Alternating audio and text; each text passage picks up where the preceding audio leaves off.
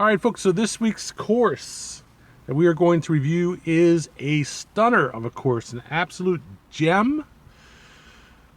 It is called Sterling Golf Center in Sterling, Virginia, and it is a course that I have chosen for a variety of reasons, and it worked out well in some ways, and it was not really good in other ways. And ultimately, I think I've chosen this particular recording environment for that reason, sort of to dramatize, highlight, example the issues involved with playing this course. There are a number of pros and a number of cons about this course. So first of all, it is a 2,700 yard course. It is a par, my God, what is it? What's 3 times 18? It's an 18 hole course, but all the holes are par 3. So it is 50, what is that? 56? 24 times, 20, basically 24 plus 30, 54. So, not one of your high scoring courses, not one of your high slope courses by looking at the card. But if you actually were to play the course, you might find that you actually do score, 70, 75, 80 on this course. And let me explain why. So the thing is that the course is essentially on sort of a knoll, a grassy knoll in the middle of this fairly old neighborhood, not too old, but maybe 50s post-war neighborhood in Sterling. And it's not like in some small or large, McMansion type neighborhood in Sterling. It's in a neighborhood which could easily be like Towson, some transplanted urban suburban neighborhood, more as much urban as it is suburban, in a business district, next to a high school football field, which, if you know high school football fields, in the summer or in May, they tend to have football games on Saturdays, on the weekends, and this one was no exception. It had a football game that Saturday. So you drive past the stadium where they're having football games, and I'm not just one football game, but they had 2 or 3 that day, and you go to the course, and the course is this, rather modest looking neighborhood muni course style clubhouse. But it's not bad. I mean, it's not bad for a golf course. You think of the pros and the cons, and it's like, we have an 18-hole par 3 golf course in our neighborhood, and it's actually not bad. But at the same time, you're very much reminded that it is a neighborhood golf course. And while the holes are short and you don't pull out a driver, you certainly do have to play a par 3 right off the first hole. And I don't know how many people here have played golf for many years. When's the last time the first hole in the course that you played was a par 3? Not too often. When's the last time that the first 2 holes on the course that you played were a par 3? Probably never. And when's the last time that the next 3, 4, 5 holes in the course were a par 3? I doubt that's ever really happened to you unless you played a course like this, if not this course. And the reason is because we all start off on our first shot off the tee, hitting our longest club, and what is usually a modest 350, 400 yard par 4. It's almost never par 5, and it's almost never par 3. So this was a real change for me, and certainly one of the reasons why I decided to play this course is because I realized that I'm getting too good with my driver, and I really need to start working more on my iron play, especially my short game. And sure enough, I'm hitting a 7 or an 8 on the first hole. It's first hole's a par 3, 135. Second hole's 135. Third hole's 135. And I was probably +3 on each hole through the first 3 holes. The next hole, par 4, is this 165 par 3, which I didn't do too bad. But one thing I started to realize fairly quickly was that all the holes were marked longer than they actually were, and I still was hitting them short. And it wasn't a very calm day to play. It was very windy that day. It did actually rain 2 times while I was out playing, and the winds were gusting, and there were a few holes where the weather was really nice, settled down, skies were blue and everything.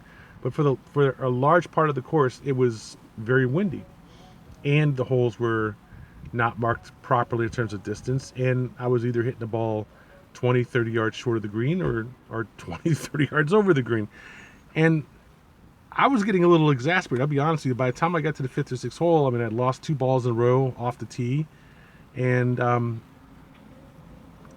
thank God by the time I got to the 8th hole, I actually put a ball only 30 yards past the green after hitting it, on this shot. It was 145 downhill over creek, and I put it at least 40 yards past the green, on the backside. And I had to hit another shot to find out where the ball went. It was so far back and so far hazy I couldn't see it. It was just a beautiful shot. So I started really learning some things about myself playing irons. Number one, when I'm warm, I'm much better playing irons than when I'm cold. Number 2, when I'm not wearing heavy clothing or tight clothing, I'm much better playing irons than when I am. And 3, when you really, relax and get your swing smooth and everything, you're really going to get better results. And it's amazing how much different the shot can be. It can be 135 yards with the one club, and then you can hit it 165 yards with the same club. So it's very tough, I think, to hit irons and play short game compared to driving. And people tend to focus way too much on driving, and I just look at, okay, yeah, if you hit a great drive, that might enable you to hit a shorter iron, but there's no guarantee that you're going to hit that shorter iron on the green just because you hit a great drive. So, I don't know, is that loud enough to hear it? That's probably loud enough to hear it, okay? So, we'll see. I'll leave it in there as a sign of how air traffic can be intrusive, in when you're playing golf. So that was another thing that was bad about the course, is that there are 2 roads. Well, really, there's just one road by the course, but it's a major, neighborhood road. It's not like one of those 1 or 2 lane neighborhood roads. It's a 3-lane area road. I think it's Route 7. No, it's not Route 7. It's not Route 7. Not quite that busy, but it's a local road between Route 7 and the course that passes by the 4th, 5th, and 6th tee boxes and greens, let's say. This guy's looking at me like I'm totally crazy. So anyway, I guess he's decided it's okay to pull by me and bark. It's amazing how these things work. People tend to look at me like I'm totally crazy sometimes, because I usually am doing something totally crazy. But anyway, so long story short, story more interesting. It did really kind of solidify my opinion about how distractions are really significant during a round of golf. They take you out of the shot. You're worried about 3 or 4 other things. You're worried about being distracted, everything. And then, the odds are probably you're going to miss the shot that you're trying to hit because you're just not paying your full attention to it. On the other hand, if you do pay your full attention to it, then you're most likely going to do or say something while you're hitting the shot that you don't want other people to see or hear. And that caught me a couple times also. So it's really odd. The course was a nice little course to play. It was fun in its own way, a refreshing change certainly in its own way, and definitely 18 holes of dedicated par 3 golf was good. It was fun, and it has a nice clubhouse. The staff is nice. It wasn't exactly cheap. I ended up paying $65 just for balls and a round with the pull cart. and then on top of that, another $20 for a couple of hot dogs and a soda, and a Snickers bar. It was $10, I think, altogether with the tip. So it ended up $65-$75 to get out of there, in and out of that course that day. Not cheap. Okay, I did buy 12 balls, but brand new balls, but still, they wanted $2 for a single used ball. Not one of those places where you go get a ball, or 3 balls for $1 or something like that. $2 for a ball. So anyway,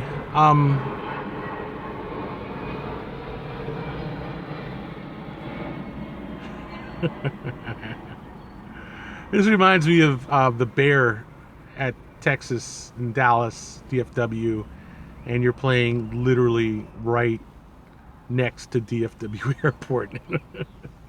And I mean, planes are just screaming overhead. I can think of quite a few courses where jets land pretty damn low over the course. Certainly, you have to keep that in mind when you're playing on a course, because you're not going to forget it. There's jets flying right over the course. So anyway, it was a fun outing. I certainly definitely appreciated the challenge, because it is a challenge to play par threes. Even if you do get on the green, you still have to putt in. And how many people have their own particular 3-putt distance that's maybe 25 feet or 35 feet from the pin. And this course had really nice greens. They weren't the world's best greens, certainly, but they were quite decent. Modestly receptive, modestly fast. They weren't slow at all, and decent, and had some slope on them, certainly. And they weren't easy greens to putt on, but they weren't exceptionally difficult either. And it was a good challenge, good modest challenge. It was fun. I would probably do it 2 or 3 more times again, just for the fact that it is better than just going to a driving range and drilling balls into the weeds, and that doesn't help your short game at all. So I think driving ranges are a little bit too lackadaisical, and that's the problem with them. You really don't get practice playing golf other than playing golf, and it's good to play a par 3 like this, because it does force you to actually putt the ball in the hole or just give up, one of the two. And this was a nice little convenient place, a good walk. They didn't have carts that day. I guess they normally do, but they didn't have them that day. And because it had rained like crap the day before, and the course did have its soggy spots, I guess, so they decided not to put them out.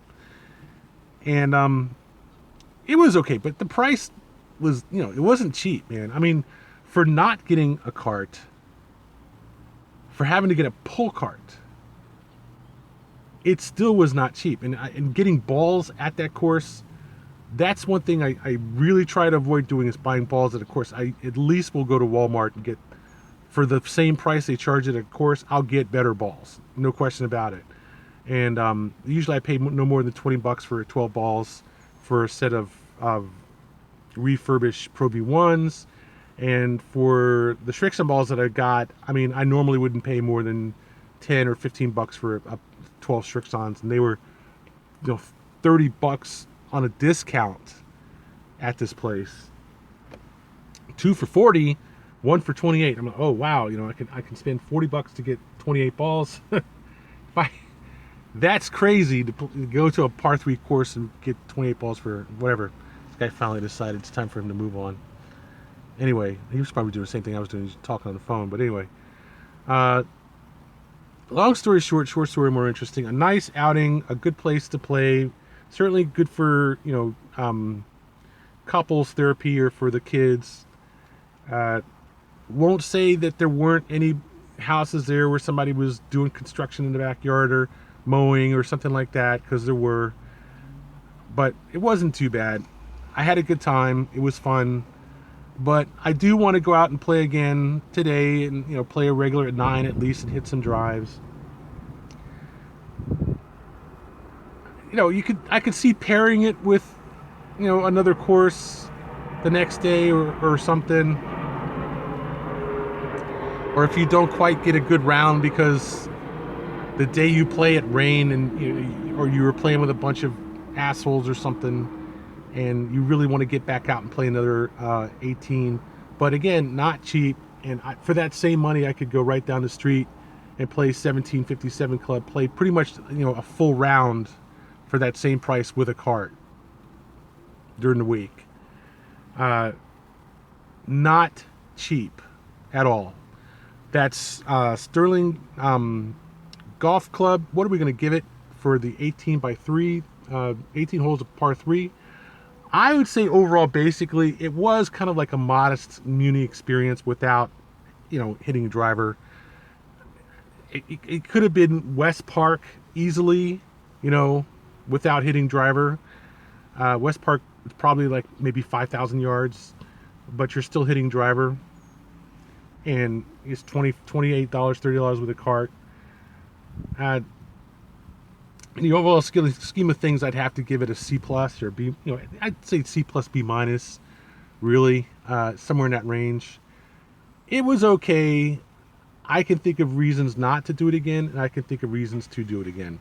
That's Sterling Golf Club, a 18 hole by 3 golf course, par 3 golf course in Sterling, Virginia, just south of